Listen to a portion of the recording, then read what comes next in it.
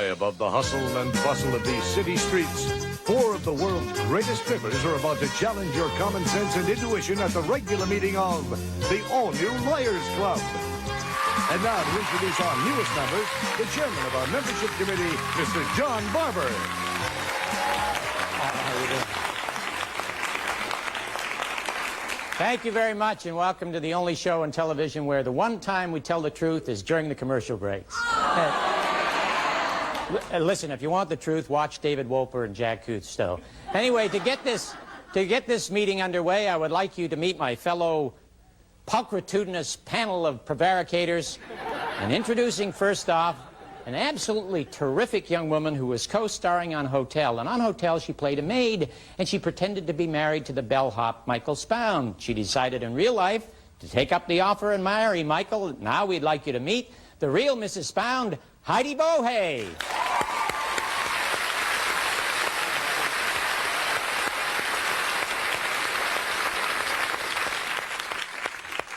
Our next prevaricator is one of the funniest stand-up comedians in America. As a matter of fact, he's the only stand-up comedian who can do a stand-up impression of bubblegum. Ladies and gentlemen, the co-star of Just the 10 of Us from ABC, Bill Kirchenbauer.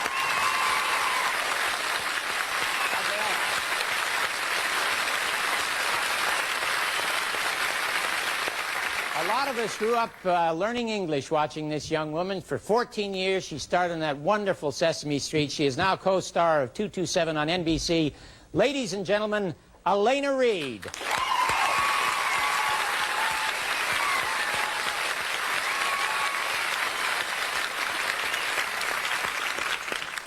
And now we would like you to meet the chairman of the board, the one man who can control all these liars, Richard Nixon. No, excuse me. Ladies and gentlemen, Eric Borden.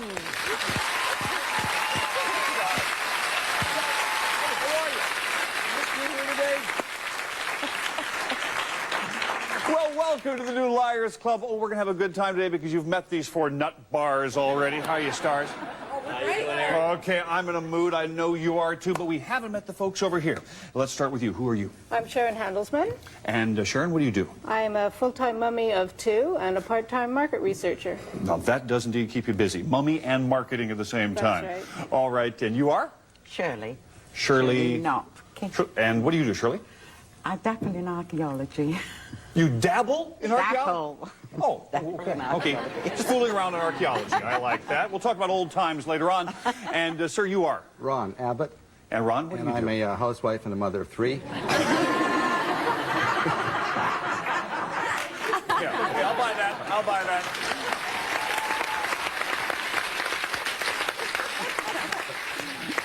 A noble profession, to say the least. And finally, you are? Hi, I'm Liz Gow. And Liz, what do you do? I'm a fingernail artist. Fingernail artist, when you paint little Madonnas and things on fingernails? That's right. All right. Well, anyway, good luck to all of you. Good to meet you today. Let's have some fun. Now, I know that you know how to play the game. I know that about 75% of this crowd knows how to play the game. Let me remind you how we play the Liars. A strange or bizarre object is placed in front of our strange or bizarre crew over here. Each one will tell a story about it, but only one. One is telling the truth. Quite simply, all you have to do is figure out who's telling the truth. Now, we start off in round one. The odds are even 1-to-1, 100 points apiece. And by the way, you can bet up to half your points each time, up to 100 points. One more thing. We play 4 rounds here in the Liars Club. If anybody should win all 4 rounds, what will they win, Hal? Tappan's Micro Bake Oven features 4-way combination cooking in one oven. Bake, broil, microwave, or micro bake. Furnished by Tappan. And Tappan's Tappan Cook Range features continental styling, waist-high broiler, 14 pre-programmed cooking cycles, and energy-saving electric ignition. Furnished by Tappan. The rules and regulations are out of the way. Let's play the first round. And the lovely and talented John Barber has our first object. What's the deal on this, sir? Well, Ron, I think you especially would appreciate this, being the mother of 3. Recently in San Quentin, there was an escape by some homosexuals who were, the Japanese men like to tie up some of their women. No, actually, Japanese women like to tie themselves up. No, that's very, very true. The Japanese culture, the women, the geishas, wear kimonos, and what it is that they do is they have to bind themselves. Japanese women aren't, you know, built as well as some other nationalities. There's nothing racial about that. It happens to be a biological fact. And in order to get that Japanese bunny lift, they wrap themselves with this, and that's what you see under the kimonos. So it's a kimono binder? Yeah, Fredericks of Tokyo. And John, there are two groups you didn't offend that time. We'll make up for it second round. Elena, what do you think this is? I think John...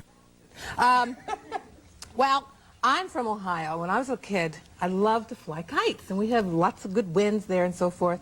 And this is a wonderful kite tail. Wow. And, oh yeah, you just, you know, we used to make kites out of cardboard or, you know, any kind of paper, and we get this, you know, nice silky material. Tie it up, like to have a lot of colorful so we can keep ours, you know, apart from one another. Sure. And this is what it is. It's a kite tail. A kite tail, all right. We used to use rags, but now you can buy a kite tail like that. Bill Kirkenbauer, what do you think this is, sir? Well, it's a wooden box with wheels on it. No.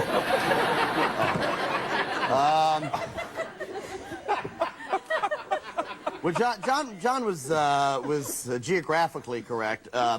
There is a celebration, a holiday, if you will, in China called Koturi, in which they eat sausages. And this is not supposed to be signed up here like this, but what they do is, this is actually made of rice, and it too is edible. You can put, they feed the sausages into here, and then on the long banquet table, they put it along like that. And they cut it up, and it's decorative for Chinese sausages. Finally, we have pastel sausages. Okay. Yeah. Heidi, you look dubious. Well, I'm not dubious. That's so silly. It's so true. That's why I don't live in China. Well, my answer is very simple. And I think we have all seen this before, aside from matching what I have on. It is a magician's prop. Do you know when the magicians pull, I don't have a pocket, When but they if pull I the did, scarves I out would of there? pull, yes, the scarf, not into my pocket, but out of my pocket, and that's what this is. A magician's prop. All right, Yes. those are the stories. Believe it or not, somebody's telling the truth. We'll find out in a moment. Please place your bets over here while I remind everybody what our stars have told us. John said it was a geisha corset binder. Elena said it was a kite tail. The old Buckeye told us that. Hey. Bill said it's a Chinese sausage maker, and Heidi said a magician's prop. All right, we'll find out in just a moment as soon as we find out how you bet. Sharon, first round, odds are 1-to-1. You bet? 10. 10 points. All right, Shirley. That is a tricky one, isn't it? All right. You bet? 20 points. Ron? 30. 30. And Liz? 20. 20. All right, the bets are in place. The stories have been told. All we have to do is find out what it is. And I haven't got a clue. That's why I'm holding this. I'm playing along with you, by the way. It is, for wrapping around the bosom and the beneath the kimono, it's a geisha corset. John was telling the truth. Never in a million years will I guess John. Sharon, if you've got John here, you win 10 points. You picked John, 10 points for you. Shirley wins 20 points if it says John. It does say John. Well played. Well played. Ron got 30 on. Heidi. Oh, nice fooling there. Liz bet 20 on. Elena. Oh, you thought it was a kite thing, too. Don't worry. Hey, we got a good game going. We'll come right back and play round 2 right after this.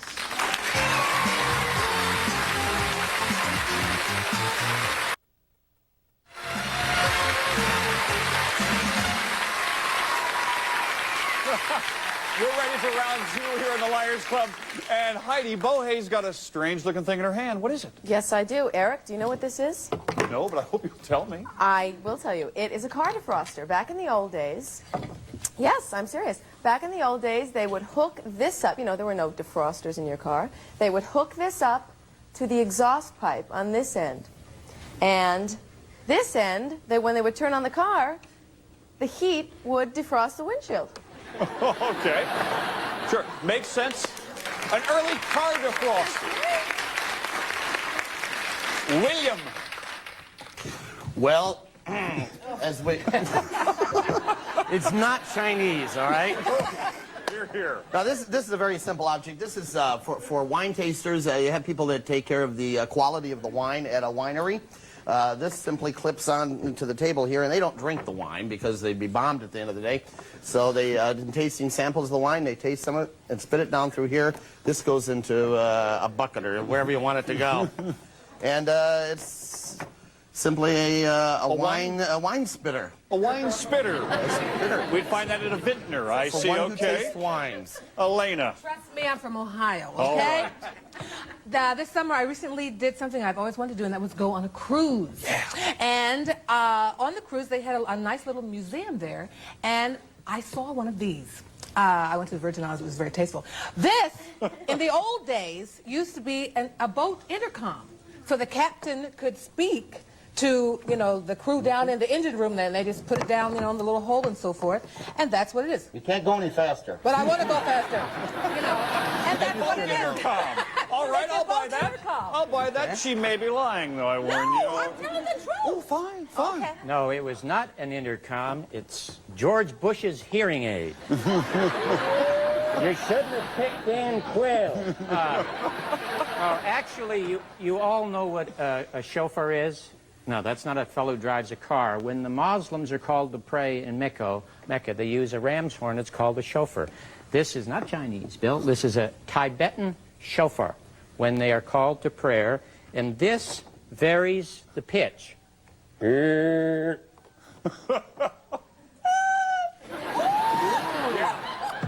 Yeah, it's those are the stories, and somebody's telling the truth. Please place your bets. As I remind you, what our tellers of tall tales have told us.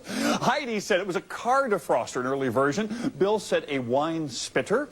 Elena said a boat intercom. And John said, no, no, no, it's a Tibetan chauffeur. That's a horn, an instrument. All right.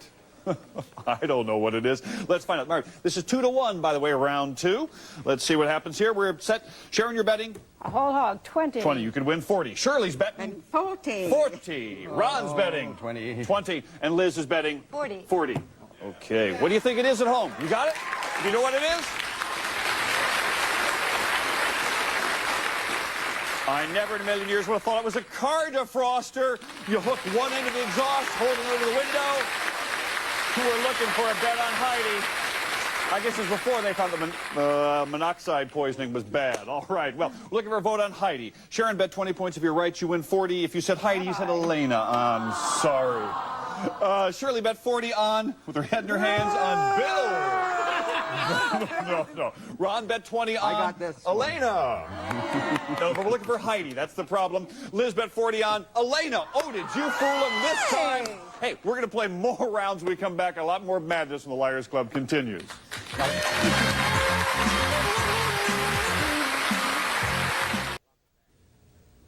Welcome back. Ursula Fuller of Fuller Antiques in Vancouver, British Columbia, sent us this little item here. Just take a quick look at that.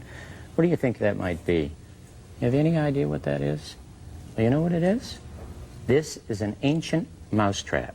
In other words, you put the cheese in here, the mouse comes over, and then you run over, I guess you got to spring it shut, and you cut off the mouse's head. That's actually, no, honest to God, that's exactly what it is. Anyway, Ursula, thank you so much.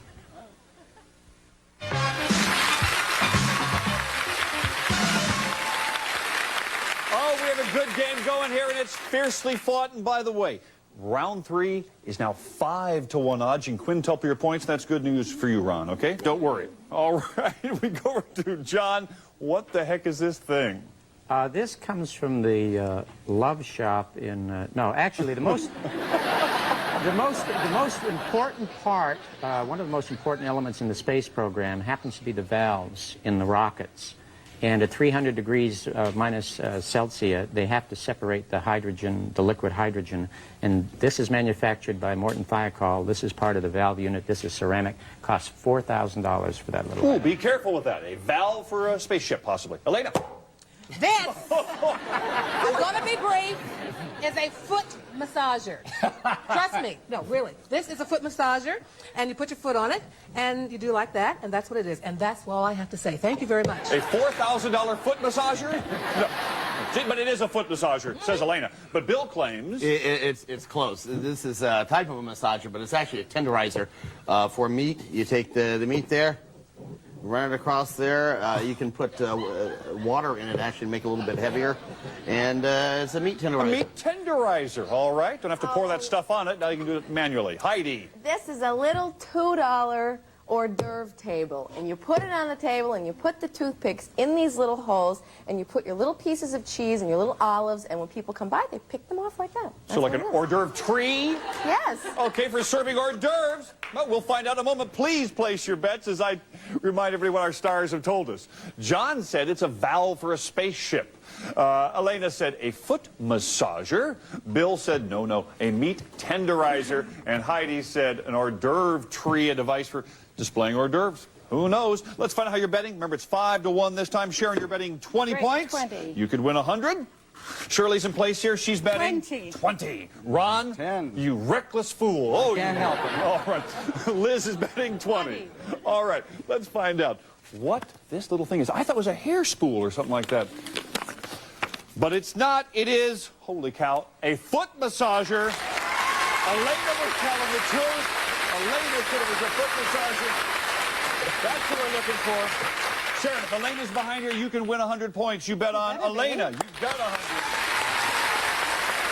Shirley bet 20 on Heidi. Oh, that was a good story, the hors d'oeuvres. You could win 50. Ron bet on Bill. We'll explain how the game works for him. Liz bet 20 on Elena. All right. So,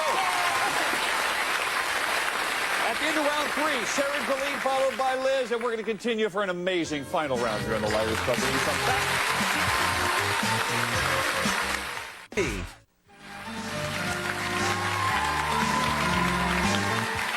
I was just explaining that it is anybody's ball game here because this fourth and final round is 10-1. And by the way, this is my favorite round here because this is the art corner. And let's spin the old art wheel and see what we've got in today's art corner. Could be a painting, could be a sculpture. We'll find out what we've got here. Oh, looks to me like a sculpture. And by the way, gang, we're not looking for the artist. We're looking for the title of the artwork. And John Barber will kick things off. Ron, you haven't done so well since you became the mother of 3 children. You're not going to have any money left to feed them. So believe me, this was produced by an artist named Dan Cartwright, who is the father of 12 children, and it is called Fertility. Fertility. Yep. Could be. Could be. Elena Reed. Well, I tend to disagree. This is the South African artist named Clarence Mukai. And it's simply a bronze statue, and it's called Freedom. Freedom. Clarence Mukai. I like saying that. Clarence Mukai. Well, I wish I could agree. I wish I could say it again. Bill. This is actually a very nice piece of art by a gentleman by the name of Bob Foley, and it's called The Sentinel. The Sentinel. The Sentinel. Okay, the Sentinel. Fine. Heidi Bohé, another word that's fun to say. Yes. Yeah. This is by a Japanese artist named Richard Kozeki, and it is called Shark. Shark. Yes. Shark. 4 provocative titles. 1 is actually correct. Place your final bet. This is 10-1. Anybody can win the game. I'll remind everybody what our stars have told us. John said the beautiful sculpture was Fertility. Elena said it's called Freedom. Bill said the Sentinel. And Heidi said Shark. All right, let's see if the bets are in place. We go to you, Sharon. You're betting 50. 50 points. I like that. Shirley. 30. 30. Ron. It won't matter. Oh. 20 points. If he wins, I'm going to be so pleased. Liz is betting 50. We're going to show you. We're going to show you. But right now, I'm going to show you what the name of that sculpture is. And I haven't got a clue. It is called Sentinel by Bob Foley, the artist. Bill was telling the truth. Bill was telling the truth. All right. Ron, I start with you. If you're correct, you win 200 points, which puts you in first place. Did you say Bill? You said Bill. Yay!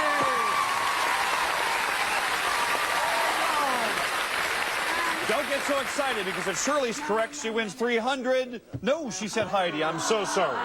We go over to Liz. She was in second place before. You win 500 points if you said Bill. You said Bill. 500 points there.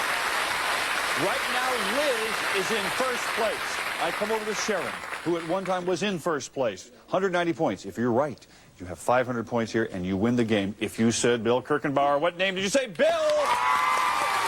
So, Sharon is our winner today. Congratulations. And what does she win? How? You'll spend 4 nights and 5 days at the Sahara Las Vegas Resort, where you may enjoy it all. Celebrity entertainment in the Congo Theater and the Casbar Lounge to fine dining. Furnished by Sahara Resorts, Las Vegas.